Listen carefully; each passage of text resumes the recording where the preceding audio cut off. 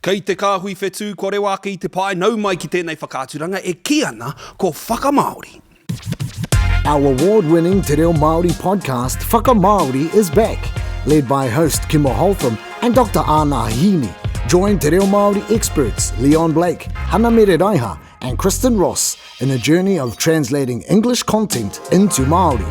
Immerse yourself in learning, wānanga, discussion and the joy of Te Reo Māori with our crew. Here's Whakamāori with our host, Kimo Houltham. Nau mai ki te hōtaka o Whakamāori e hoama, he whakāturanga e kite ai tātou, e ata wānanga ai tātou i etahi o ngā tuhinga, ngā whai kōrero, ngā kōrero tene, e rā tuāhuatanga katoa. Ko tai mai he mātanga reo ki te ata wetewete, ki te ata wānanga i ngā kaupapa o roto i ngā kōrero nei. Tēnā nō rā kōrua, Anaha. Tēnā nō koe, anō te pai o ngā kākahu e hoa. Heo no, aha kua kai te au, wea ku pātene e hoa. Ko tāua tahi tēnā e hoa. Kristen... Me mihi tērā mihi. He pai o kākou, tau ana. Tēnā koe. Pai kia ngā te ahuatanga pūkoro kei a koe, e hoa kei tua no atu. He akoranga. Kristen, aha ko te rangi, a tāhua e te tuahine. Kia ora. Hoi anō, ko te kaupapa o te rangi nei. Ko tēnei mea ko Matariki. Mōhio ana tātou, kōrua i tēnei wā o te tau, te wā o Matariki, e poke ana kōrua i te mahi, neha? E poke ana, he nui ngā mahi ma Matariki nera. Tika ana, nui ngā hautapu, hei whakahaere māku, kua whai wāhi rānei a hau, i ngā tau ko taha ke nei. Engari, he nui ngā whakākoranga tau atu tau mai, he mea no kua akona. Nōna he tima tai koe ki te mahi ngā hautapu me rā momo?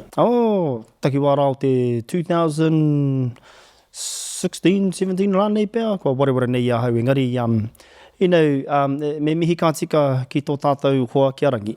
Nānau i mōhio pūai ki ngā huatanga o Matariki, nā te mea i au e whāngai hia ana ki ngā kōrero mō Matariki, engari ko Pleiades ke i ngā tau o te warutekau i au te kura tuatahi. 7 sisters, 7 doves, Pleiades and her 6 daughters. E rā momo kōrero i ahu ke ai tērā taha rā no te ao. Nō reira, i ngā tautata, ko taha ake nei, i au e noho nei ki ngā rekereke o rangi, ko ata mōhio ake ahau ki ngā kōrero mō Matariki. And talking about rangi, Kristen, he tino hononga kei a koe ki te rangatira nei neha? Ai rā, he whanaunga tērā ki taku hoa rangatira. Ka mutu ko taku tama, ka kawe i tana ingoa. Ko rangi anehu, te ingoa o tā māua pōtiki, ka kawe i te ingoa o rangi. Hoi anō, te tūtakihanga tuatahi ki a rangi, ko te whare wānanga o Waikato, ka noho māua hei tauira ki raro i aia. Ana, ko taku hoa rangatira ko hohipa tuahine, ka noho hei kai rangahau mana i te wā, i te ātarangahau i Matariki, me te tuhi i tana pukapuka. Nā, ko tā hohepa, he ata tiro, he ata mātai, he ata wete i ngā mōteatea, me ngā karakia, me ngā whai kōrero, ngā karanga, ki te kimi i te reo o te whare kōkorangi, e huna ana, e takoto ana i e rā kōrero tawhito i tuku mai ai. E o tātou tūpuna. Me te whakāturanga i hangatahi ai koutou, tētahi o ngā whakāturanga tuatahi mo tēnei kaupapa o Matariki, ko pēhea te kite i a Matariki tēnā i tērā wā, ki a Matariki tēnei tau, kua tino? Whakamiharo ana. Ka hoki ngā mahara i te timatanga o tā mātou hōtaka o Living by the Stars, he web series noi ho, mā te ipurangi, ana ko mātou toko toru. Ka haere ki te whakāhua i etahi pikitia i te whare pupuru taonga i kirikiri roa. Ana ka whakapāohoti a tērā hei mātakihanga mā te iwi, ka whakamiharo mai te iwi, ka whakai mai ngā tari pūtea, Te Māngai Pāhō, e mihi ana ki a rātou, i homai te pūtea. Kia rewa ko tērā hōtaka, ki te motu, e tuku atu ai a rangi i ona mōhioranga nā tana tupuna tonu i tuku iho ki aia. Me mihi kā tika me te tuahine nā te mea atu i te putaki waho ki te āta, te tiro ki te āta mātai i ngā whetū, i roto i ngā kura, ngā whare wānanga, me ngā wānanga anō hoki koia tērā ko te teho ngā tino rauemi, e mōhio ai, e māramake ai tātou ki tēnei mea ki a Matariki. Ki au ake nei koia tēnei ko te kaupapa matua o te tau. Ka rau e whakanui te krihimete. Kua mutu no atu tērā. Tēnei mea te tau hou Pākeha, ka re whakanui he rā no tērā ki au, te 1st of Jan. Nō reira, i āhua pāpauri ngā tamariki, te rongota ngātu, kua kore te krihimete i tō mātou whare. No reira, koe tino whakakorea te krihimete. Karekau. Taku pōtiki e rua tau te pakeke e kore rawa ia e mōhio ki te krihimete i tō mātou whare. My darling, haro mai ki te whare o Uncle Kimo. Ki mai. Mea koe tamariki ka hia haere ki tō whare i te mea kai te pēra hoki tō mātou whare. Engari ki mai a Scotty, mea nau ki te waiatu ki a Sifs, ka aroha ngā tamariki. Hewe anō, nā te mea kua hautetehi e kaha whai nei aku atua Māori, aku karakia, kawhito karakia Māori rānei. Me ua hau ki ngā kaupapa Māori, engari tū atu i te whakanui a Matariki. He uaua? Tērā whakawhitia? Karekau. Kei te rūkahu mai koe. Mā noi ho ki au. Ko te uaua ki a mātou, ko te whakaaro, mena ka whakakore te kirihimete, kei te pai tērā, engari he wā tonu tērā e noho tonu ia i te whānau. Ko ia tēnā nui Ka neha. hui i te whānau. Hea harawa te tikanga ka kawe i e rā momo nohotahi taua wā o te tau, mena e hara ko te kirihimete. Ana, mena ka whakaaro ki ngā whakanui mo Matariki, te whakanui a Matariki, te wā o Matariki, hea hoki ngā tikanga i tērā wā. Kei te tō mai koe i ngā tikanga o te kirihimete ki te whakanui a Matariki, ka tuku koha koe i tērā wā ki o Tamariki, hea ke atu rānei. Nō reira, he nui ngā whakaarohanga, ne? Koe, ka mutu koe rā hoki te whakaritenga kua tōia pēnei hia mai ngā momo āhuatanga o te kirihimete i whakanui a rā e mātou i mua pēnei te noho tahi, te whanaunga tahi, te whanaunga tanga mo taku he, te kotahi tanga te aroha, te tehi ki te tehi. Me te tuku perehana, mena e pirangi ana, a kāti engari ko te kaupapa matua, ko te noho tahi hei whānau, ko te aroha. Nā, he akoranga kei reira, tēnā pakatai atua Kimo ki reira, kia pakake rawa aku Tamariki pēr. Hoi anō, ki te kaupapa o te rangi nei e hoama, kua whakamaori e mātou, i etahi o ngā wāhanga o te puka Matariki Handbook, nā Dr Rangi Mātāmua. Neha?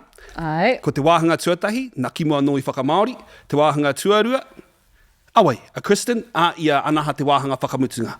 Engari, kia kōrero hia, tēnei mea te handbook, hea tēnei mea te handbook. Me whakamāra mai tēnei, i te mea, etahi o ngā hōtaka āhua tino ōkawa nei te taumata o te reo, etahi atu tino ōpaki nei, engari, hea rā te pūtake o te handbook Matariki nei? He āwhina i ngā whānau te kāinga ki te whakahaere hautapu i te kāinga, i te wā kārewā Matariki ki te pai. Nō reira, he tohutohu, he tohutohu ki ngā whānau, ka pēhea tā rātou kawe i ā rātou tikanga, i ā rātou anō i te wā o te hautapu. Me te mea i awe pānui ana, me pono te koro āhua ngāwari noho te ingarihi o roto, neha? Me pērā hoki te reo Māori, a tātou e whakamaori ana? Kia au nei tēnei horopaki me ngāwari, me mama, i te mea, kei te hia te kaituhi kia mōhio te kai pānui me aha ia, he aha rānei ana mahi i tētahi horopaki. Tika tonu e rā kōrero, ka mutu, me nā he māmā noiho ngā whakamāramatanga i te reo Pākehā, me māmā hoki te whakamāramatanga i te reo Māori, engari anō te taha ki ngā karaki, a kene pēa ka piki te taumata me te tapu o te reo, engari e kitea hoki nei e tātou te āhua ngā karakia, e rua rārangi noiho, te roanga o i te heo ngā karakia, kua ea te wāhi ki tērā whetū, ka neke atu ki te tehi atu whetū, ka takina tērā karakia puto noiho nei, ka tahi kua ea te wāhi ki tērā whetū. Koenei te painga o tēnei momo puka nei, he tohu, he whakamārama, e mōhio wai ngā whānau huri noi i Aotearoa nei, hari te mea me tohunga rawa, e whakahaere hia ai te tehi hautapu, karekau. E tāia nei e tātou katoa. Pai tēnā. Kia ruku atu tātou ki ngā whakamaori, neha? Kia ora. Aera. Anaha, mau te taha Pākehā he pānui, neha? Kia pai. Te umu kohu whetū me te hautapu. The ceremonial oven and offerings for Matariki. Ko te umu kohu me te hautapu. He umu tapu, he rupanga kia Matariki. You may want to have your own hautapu ceremony at home with your whānau. It can be as elaborate or simple as you want. Ka hia pēr koe koto whānau ki te whakarite i tō ake hautapu ki te kāinga. Ko te nui, ko te ngāwari rānei, kei a koe. You and your whānau can prepare an umukohu whetū or hāngi. Alternatively, you can cook the kai in a pot outside on a gas burner, or even in the oven in an oven tray with tinfoil. Ka tae koutou, ko te whānau te whakarite umukohu, he hāngi pēr, ka tae rānei te tunu ki tētahi kōhua ki waho me te mura kapuni ki te umu me te pepakonu rānei. Regardless of what method you use to cook your hautapu, it is important you have the right kai for your hautapu. Here is each whetū and the kai for that whetū which will go into your umu. Aha koa te huarahi e tunu ai koe i te hautapu, ko te mea nui kia tika ngā kai o te hautapu. Nei ngā whetū me ngā kai ka hono ki era whetū e tunu ai ki tō umu. Koe te wāhanga tuatahi. Koe te wāhanga tuatahi. Hei wānanga mātātau, neha? Ka pai. Taku pātai tuatahi ha te rupanga. Rupanga he momo offering. Ne? Engari, i te mea, e rua ngā kupu i waiho mai au ki kone, ngā rerenga, ko tētahi ko te rupanga, ko te rātu ko te whāngai hau. I te mea koia rā tā te umu kohu, ne? He whāngai atu i te hau kua te kohu, e puta mai nei ngā kai ki ngā whetū. Koia. Ai. Tēnā pia pai ki atu ki au te whāngai hau atu i te rupanga. He ono. Hoi ano? Te rārangi e whai ana e hoa, ka hia pea koe ko tō whānau ki te whakarite i tō ake hautapu. Ai. Ka hia pea koutou rāne, koutou ko tō whānau. Ai. Me whakatakitini pea, hei, tēnei te ki koe ko tō whānau. Āna. E, koutou ko tō whānau. Anō ka hoki ki taua rārangi whakaaro Māori, ne? Kaua ko tōku tahi. Kaua ko tōku tahi e Kimo. Anaha he pātai taku mo te ake i tēnei rerenga tonu nei. I tō ake hautapu, mena ka whai ko te kupu ake i te kupu pēnei te tō, me tō tāu ke? Kua rongo au i ngā mea e toru. You know, tāu tōu o he take a o noiho tērā kai te aro pū ki te a me te o. Te tō, a kāti, he here kore, koera te mea neutral, engari kua rongo tonu a hau i te tō ake. Ko i tō ake ingoa, what's your actual name? E no reira, engari e kaha rangona tonu hi ana te a me te o tāu ake, tōu ake, ki au nei, hei te pai noiho. Engari hara i te mea me whai te, a whai ake te ake, me tōu rānei. Hea tāu i ako ai. Ai, hea tāu. Kei te kimi au i te take o tēnei whakaaro, engari kaore ki te ana i tēnei wā, e rangi taku nei whakapai kua pānui au i tētahi kōrero i roto i te kōhuretanga pea, nā te whare hui ai tuhi mō te whakamahi te ake nei, ana mena ka noho ki muri i te hea tēnei momo kupu, te tō, te possessive? Here. Yeah, T-class possessive personal pronoun. Mena ka noho ki muri, whai muri mai, me tōu, tāu ke. Ka pai, rawe, ka pai. Kua ea. Hoi anō. Kua ea i tō name drop. Tika ana. Kara te whare hui au. Tēnā koe e kara. Karabu. O te rerenga kōrero nei, ko tahi te kupu hau i au, ko te mura kapuni, he gas burner tēnā. Pai tērā. Tērā no hoki te hi atu pō hehe i a tātou a wānanga nei ngā tohu tō ei. Engari ko te whakahuatanga tika, ko te hāngi, e rua ngā mea, engari pō hehe nei te nuinga ko te hāngi. Te hāngi. Nei. Engari he nui ngā kupu ko āta wānanga hi ei, pēnei te tuwhera, kaua ko te tūwhera, pakihi, kaua ko te pākihi. He hawi te hi atu i kōrero rā? Rahaki, kaua ko te rāhaki. He reanga no te kura kaupapa ka hanei ki te kōrero rāhaki moho anau ki tēnā, ko taku reanga tēnā. Ka pai, pepa konu e hoa. Pepa konu tin foil, aluminum foil. Ka rau i mōhio. He aka kupu tēnā. Aluminum foil, he tin foil tēnā ne? Aua. Aua, he kupu. Tin foil kia. I tēnei rā, ai. Ui a te aka. I au ka kite i te mura kāpuni ka katau i tērā hautapu i te kōrero rāu i te timatanga rā ka piki ki te hākari mata.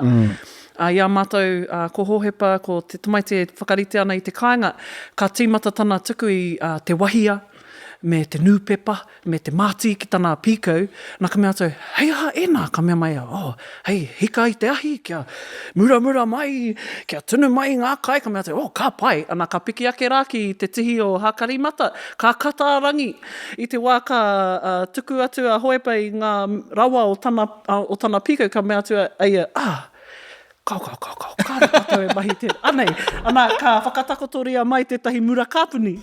Ana ka kata mai ko hohepa e tō mai ana i te ao kōhatu.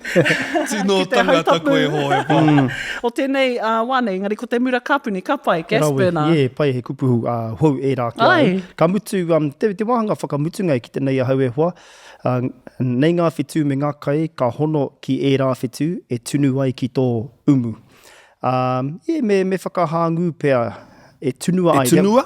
That will be cooked, e tunua ai, i tō umu. Ana. Yeah, within your hāngi, location marker, i. Koe rā noho? Ka pai. Urua noho nei ngā hapa i te rangi nei whāgo. Pai, ka pai. Tino pai Wānanga. mana. Getting better. He We're wānanga. getting better. He Hoiana, wānanga. Ke tahuri atu ki te wāhanga e haere aki nei, māku te taha Pākehā he pānui neha. Tupu ānuku, something from the earth. A kumara is what we'd use traditionally, but a riwai potato is fine. Tupu ānuku, he mea i te whenua, i ngā rāo mua ko te kūmara. Heoi, ka pai noa te riwai. Tupu ārangi, traditionally this would be a kereru. However, a hei, chicken, will suffice, or a duck. Tupu ārangi, he kereru i te wā i a rātou mā. Hoi, ka pai noi ho te hei, te rakiraki rānei. Waiti, something from freshwater, tuna, eel, or trout. Kewai, freshwater crayfish, or a bit of salmon from the supermarket. Waiti, he mea i te wai Māori, he tuna, he traute, he kewai, he wāhi hāmana rānei i te hokomaha. Waita, any fish from the ocean, such as a tāmure, snapper, or tarakihi, or whatever you can get. Waita, he ika mai te moana, pēnei i te tāmure, i te tarakihi, i te aha atu rānei. These are all the foods that go into your hāngi, pot, or oven tray. You want to time your hautapu so it's cooked by the time Matariki is visible in the morning sky. Katoa e nei kai, ka raua atu ki te hāngi, ki te kōhua, ki te paipai umu rānei. Me āta whakarite i te hautapu, kia māua mai ai te kai, i mua i te whakarewatanga o Matariki, ki te pai i te ata hāpara. To commence your ceremony, have everyone gathered together and you open with the first verse of the karakia provided. Arise the eyes of the god, arise the signs of the year, arise Matariki who gathers the masses. Kia wāhia ki te hautapu, me whakahui te iwi, ka tākina i ho ngā karakia ki tēnei whiti. Mai ea ngā mata o te araki, mai ea ngā tohu o te tau, mai ea Matariki hunganui. This verse acknowledges Matariki and the commencement of your ceremony to Matariki. It brings about a degree of tapu, sanctity. Ka mihi tēnei whiti ki a Matariki. Ka mutu, ka wāhia ki i tō tau hautapu ki a Matariki, ka rongo i te tapu. The next verse of the karakia acknowledges pōhutu kawa and those of your whānau who have passed since the previous Matariki. Behold pōhutu kawa, who carries the dead of the year, onward the departed to the chest of the sky, to become a star in the Milky Way. Ko te whiti e whai ake nei te karakia, ka tohu i a pōhutu kawa me ngā mate o te tau mai i tērā Matariki. E tū ko pōhutu kawa, te kaikawe i ngā mate o te tau, ki te uma o rangi nui hei whetū i te mangoroa. He piki mahi te whakamaori ngā karakia Pākehā. Tāhua tēnei, Kristen? Koia neha? Koia taku whakamauritanga. Piki wāhanga tērā o te... Piki wāhanga. Piki wāhanga. E mihi ana ki a koe, e māramana ki au. Ai. Kare kaupea waku pātai. O, koe rā tātātou e ki ai te timatanga ne, kia mārama te reo o tēnei momo. Tika. Actually, he rite tonu te rangona o te whakahāngutanga o te tūmahi, aha koe timata ana ki te mea, me whakanuia, me kōrorohia tō tātou reo, me horoia o ringaringa. Ki te nei ahau i te hi o ngā tohu i tēnei tuhinga nei, me āta whakarite me te hiatu. Engari, ko te kia mōhio te hunga whakarongo, me te hunga mātakitaki, he double up tērā i. Koera te take kia kaua e whakahāngu hia te tūmahi, me nā ka timata ki te me. Nā te me he tohu tērā i, kororo hia, speak it, talk, say it. Me kororo, you must, should or have to say it. Me kororo hia, he double up tērā, double command. And kare pai ngā double up i tō tātou reo. pēnei taku ki, Kimo, homai ki au, he double up ere, ka mātua i te homai, ka haere pēnei mai te mea, e tono ana. Nō reira, ko ngā double up me tūpato tātou i era, engari, ka reko i takahi te ture nei, engari, e mea nau te whakamāra mātu ki te hunga, e kaha kororo pēra ana. Hoi anō mo te rerenga me, tērā tētahi whakamahinga o te me ka whakatakoto hāngu. Ahakoa kāre he whiore. Ahakoa kāore he whiore o te kupu tūmahi, engari he hāngu te whakatakotoranga o te rerenga nera. Ai. Me kōrero e tātou te reo. Ai. Me whakanui e tātou a Matariki. Kei he hāngu tonu. Ai. Ka pai. Ka pai. Tēnā koro. He pātai au. Ai. Kei te kimi noa pēr. Engari, tēnei katoa ēnei. He aha kaua noho ko te katoa ēnei ka karau ātu ki te hāngi? He kianga tērā, katoa, e kōrero ana, mo te katoa, he whakakaha, he kianga noiho, he whakamāramatanga rereke tāu. Tāku, karekau. Koia? Beautiful. Me te paenga noho ki mārama. Tino mārama. Pēnā noho ki te taha ingarihi, mārama. Ka tae te Pākehā te pānui tēnei me te tika hoki o tana whakanui a Matariki. He koro anō tā tētahi. Iau e te tiro nei ki taku whiti e kaha ki te anau i te tōwai pūmua. Nō reira, me kōrero pia tātou mō tērā i te mea e kaha ana te rangona o te mahu e mai o te pūmua. Ana, mena e rua, e toru, e hia rānei ngā whakamārama mo te tangata, mo te wāhi, mo te mea kotahi, me tōwai te pū e whakataki ana i aua mea rā. Ana, i roto i taku whiti, he nui ngā tauira o tērā, anei tētahi. Waita, heika mai te moana pēnei i te tāmure, i te tarakihi, i te aha tūrānei. Nā, te nuinga o te wā kārongo i tēnei kōrero. Heika mai te moana pēnei te tāmure, te tarakihi, te aha tūrānei. Ka mahu e mai ko te i pūmua i mua i ngā mea e whakataki ana. Ana, he mea nui tērā.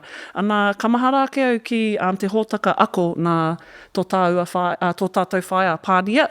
Ana, tērā tētahi hōtaka e kōrero ana mō tēnei. Ka kaha rangona tēnei i te karakia kia ihu kia tau. Kia tātou katoa, te atawhai o tō tātou Ariki, ihu karaiti. Engari, ko te tōwai pūmua tika, ko te ōtonu, te atawhai o tō tātou ariki o ihu karaiti. Nō reira, koira te tōwai pūmua, he kōrero rānei au mō tērā.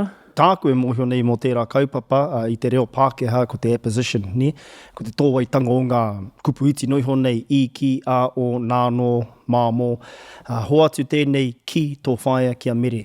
Ka tahi anō au ka hoki mai i tērā wāhi a tāhua i rua tāhuna ko te tōwai tango penei tāu e ki nā hone, nā te kaumātua nā hone tērā mokopuna e korikori ana. Nō reira, apposition tērā, hua no? Ai. Kimo? Wow!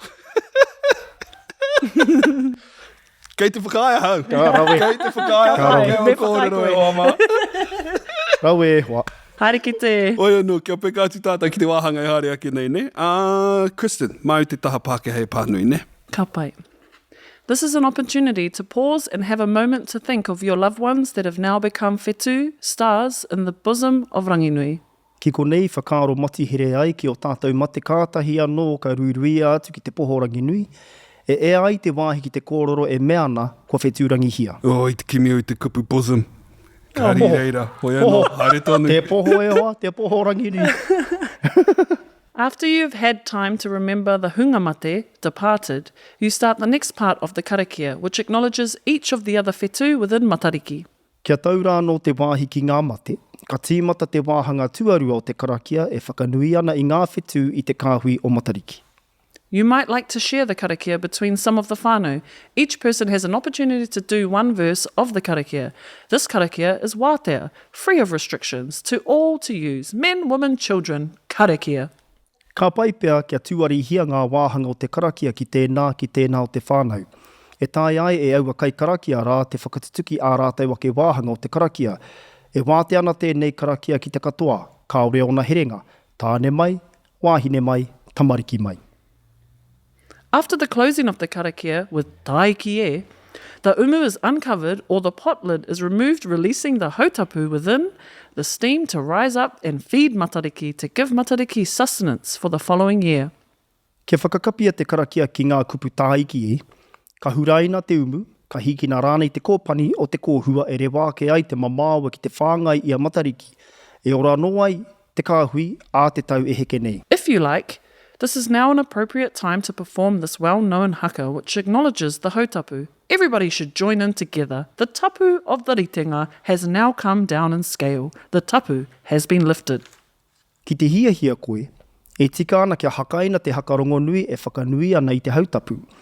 Me whai wāhi te katoa ki te haka.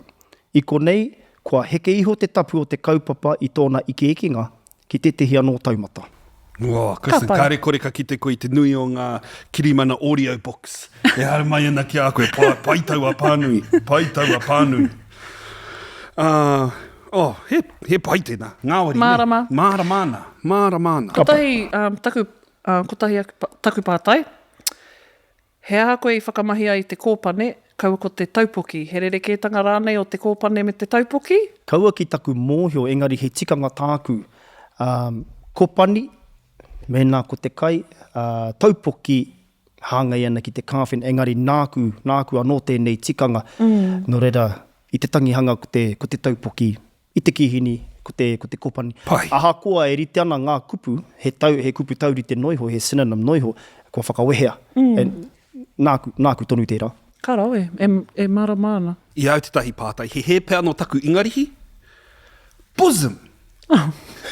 Ko te uma, ko te kumu rānei. Au. Ai, koe te taki i tō mea mai, ko te poho o rangi nui. Ko tēnei te poho nea. Ai. En ko tēnei te bosom kei konei rānei. Ko te bottom tērā. Ai, pōhea, ko te bosom, ko te bottom. Kā? Ko te bosom, ko te boobies, ko te chest, ko kapai, te poho. Kapai e hoa, tika tō poho. Kia ora, tēnā koe. Hai ana e hoa. Tēnā koe. Koe e te taki kei konei a hau. Kua mana taku whakamaoritangi a koe hoa. Rawe. Rawe. He hātu kei konei, he hātu kei konei. Tēnā kia whakārohia tēnei wāhanga o te tau Matariki, he public holiday ināia nei. Anaha, he ruānuku koe. How do you feel about us, universalising these karakia me rā momo i roto i ngā pukapuka nei? He ono, he pēki taitara tēnei me te ruānuku. He ono. Paitonu ki au, e mihi nei au ki aku hoa ki arangi rāo ko matae nāna nei te tehi kohinga karakia i tito. Ki tēnā whetū, i te tīmatanga rāno o te ngā whakahaeringa o te hautapu, ta tuihora ki te pito whakamutunga. Ai te wāhi ki te hautapu, hia marama rāu e tito nei nei karakia, kātahi ka tuarihia ki te motu. Tēnā te tehi taha oku e mea ana, e mārama rānei ana te hunga e whakamahi ana i nei karakia, e mārama ana rānei ki te hōhunutanga o ngā kupu. Aha koa, ko tahi noi ho te rerenga kōrero, he pēki kōrero, he hāngai no ana, he whakatau ki, he paki waitara, he hāngai ana ki ngā kupu e whānoi ho nei, kai te tehi o ngā rārangi, no reira, koe nei, noi ho te tehi o ngā maharahara, engari ko te pāinga o te tukunga o e nei karakia, ki ngā rohe katoa o te motu, mā e nei karakia e mōhio ai mātou, e tika ana ngā karakia, i roto i ngā whakahaerenga o te hautapu, huri no i te motu. No reira, koira te pāinga o te tuarihia o enei karakia ki te ao. Kāre kore he uaua though, i te mea he taha no e tuku atu ana i ngā whakaaro ki te hunga mate, ko pohu tukawa tēnā. Ai. Paina ho tēnā mo te tangata noa? Ai. Ka pai. O mena ka whakaaro koe ki te horopaki i te kāinga, mena he mate kei tētahi whānau, ka tahi anō ka mate i te tau ka hori, ka hiahia rātou ki te tuku i tērā. Kia wātea rātou, ana ko wai tātou ki te whakahe i tērā, i te mea e harai rātou i te kai karakia. Nō reira, e mihi ana ki tēnei whakaro, i te mea e tuku ana i ngā rauimi, ki tērā momo whānau, ki tērā horopaki, e tuku atu ai i o rātou karearoto, i o rātou roimata, kia rere ko te hupe, kia rere ko te karanga, ko te karakia, kia wātea ai tērā whānau i te taumahatanga o te mate. Anō reira, e mihi ana, e tautoko hoki anau i ngā whakaro e rua, o taku tungane nei. Ai, he painga, he whakatūpato hoki, o roto. Ai. e mohi ana tātou toko maha ngā tāngata kei wahora i etahi wā e wehi ana i te taumahatanga o te kawa, o te tikanga, te reo, au atu āhuatanga katoa. Koe te taki, e tautoko ana, tino pai ki a ngā kaupapa nei? Ai, ana, ko te pai hoki o Matariki, e tino rongonui ana i tēnei wā. Kai te mātaki mai te ao katoa, kai te hia ngā Māori katoa ki te mōhio, mō tōna Māoritanga, tēnei mea, te Matariki, he aha taku wāhi ki tēnei kaupapa. Ana, mena ko enei karakia nei, ko te hautapu nei, te whakatonga o te kākono, kia haere tērā tangata, tērā Māori ki te ako i tana reo, i ana tikanga rānei, kā pai. Beautiful, Kā pai tēnā. Nō rei, he pene anō i te moko, ko etahi e ki ana, mena karekau o reo, kaua koe e haere ki te whai moko kanohi, e kira. Māwai tērā kōrero, ka hore, tērā pēr ko te moko kanohi, te whakatonga o te kākono, kia haere taua tangata ki te aku i te reo. He pēnei anō te tukuhanga o enei karakia me enei whakamāramatanga mō te hautapu ki te motu. Nō reira, he nui ngā painga. Nā. Pērā anō i taku tama i tēnei tau, ka haere atu ia ki te kura o Westmere, he primary school kei Tāmaki Makaurau. Te nuinga he Pākehā, he tamariki no tāwāhi, engari i tino tā rātau whakanui a Matariki i tēnei tau, i whakarite hautapu na Scotty Morrison, ngā karakia me wera momo i taki, nā ngā tamariki anō i waiata, i haka, i reira katoa, ngā mātua, whākaraka i te ate whakanui ana, hea tāhua, he tino wā o te tau tēnei. Ko ia, kua hau te rongo o tēnei kaupapa, e tino hari kua nā hau i tērā. Ko tino hau te rongo. Tērā te tehi rere kētanga o te tohunga me te kaikarakia. Kia ora. He pēki rere kē tanga ki Wainganui tērā. Inei mena ko te tehi o ngā tamariki nāna nei te tehi karakia i tuku a kāti he kaikarakia ia. Engari anō a Scotty, he tohunga. Apai koira, te rere kētanga, ko te tohunga ki a hau i tēnei horopaki nei o te taki karakia, kua whakangungua ia i te whare makatea. E hia tau ia, e tātāhia ana e tana rua anuku, kua ruku ia ki te hōhunutanga o ngā kaupapa tapura wātu o te ao Māori hewa no, koira te rere kētanga ki a hau nei o te tohunga me te kaikarakia. Tāhua, tautoko katoa. Hoi anō, e tika ana i tēnei wā, kia tahuri atu i tērā kaupapa, ki tēnei o ngā kaupapa, e ki ana ko Urban Dictionary. Ko inei te wāhanga o te hōtaka nei, e āta kōwhiria e mātou tētahi rerenga kōrero o te wāneha, ko tā mātou i te mura o te ahi, he whakamaori i tēnei kupu, tēnei rerenga rānei, paitū paihinga. Paitū paihinga. Kauehinga. Kimo ka hinga. Ia wā, hoi anō, ko te kupu o te rangi nei. Oh, real one. Today one. Often the term used for a friend who you can count on, someone who is dedicated and loyal. Hira was the only person who checked up on me. He is a real one. Yep, ka pai. Te ahua nei kua rite ko, te ahua nei kua rite a Anaha. E noho mai ana. Kāri te makarauna i te rangi nei. He aha. He nui ngā kupu, he maha ngā kupu e hāngaina ki te loyal, steadfast, pūmau, e rā momo, tōmau, engari ko te pirihonge ki au. Koera te kupu tuatahi i toko ake ai taku hinengaro, ko te pirihonge. Pai. Pirihonge, loyal, ngā kaupono. Ka pai, hea tērā pirihonga. Pirihonge. Honga anō hoki pēr, kia tiro hia. Pirihonge. Ahau, kei au te tahi, engari tēnā pahe ahua rere ke Anaha, māu pēr ahau e whakatika, engari, takatāpui. Me tere ko i tēnei ke mua hine. I te mea e ai ki ngā kōrero i ngā wā o mua ko te tikanga o te takatāpui, ko te tino hoa. Koia. Ne. Koia. Kei te rukahu rānei a Kimo. No, e tika ana tērā. Ai. E tika ana. No reira, nōna hea panoni ai te tikanga o te kupura? Pātai pai tēnā. He pātai pai tēnā. Ana, he nui ngā kupu o te reo Māori kua he te whakamahia. Ana, i te kimi noa pēr te ranga āniwaniwa, i tētahi kupu hei tohu. Pai tēnā, āniwaniwa? I a rātou. Ka hoatu pēr tētahi i te kupu takatāpui ki a rātou, i runga i te pōhehe, koera te kupu mō te moi tāne moi tāne wahine moi wahine. E rangi, mena ka te tiro ki te kōrero whakataki i te kōhuretanga pēr. Ka tuhi a te wharehui a Milroy i tētahi kōrero kia Timoti, kia Waiakerani. Hiini, kia Hiini. Kia Hiini.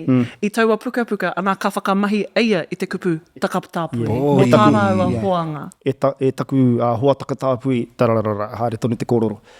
E taku hoa taku takatāpui. Engari, kua āhua rangirua, kia au nei, kua āhua rangirua e te heo te kāinga o rotorua nei, i te kōrero a te rangi kāheke, i ana scriptures, me ana ko tiki te hoa takatāpui o tūtānekai.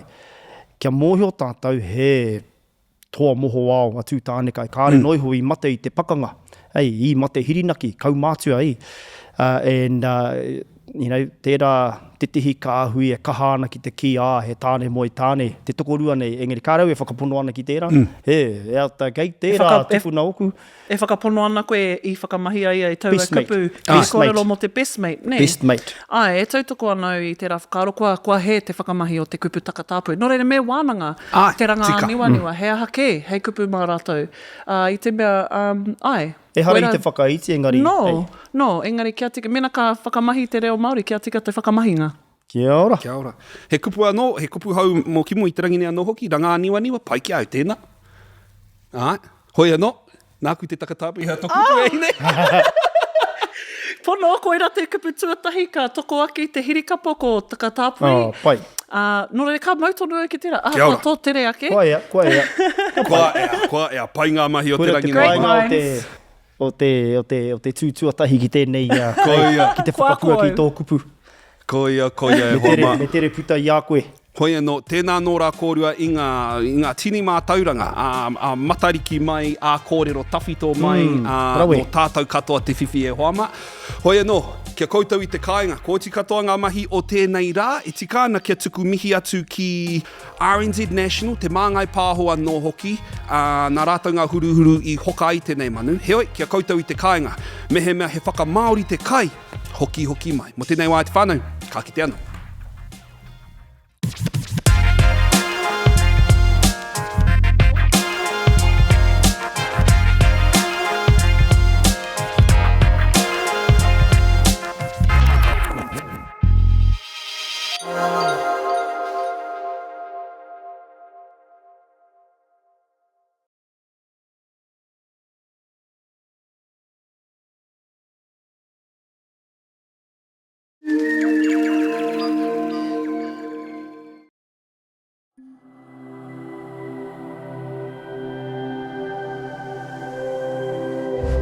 Ko te reo, te take.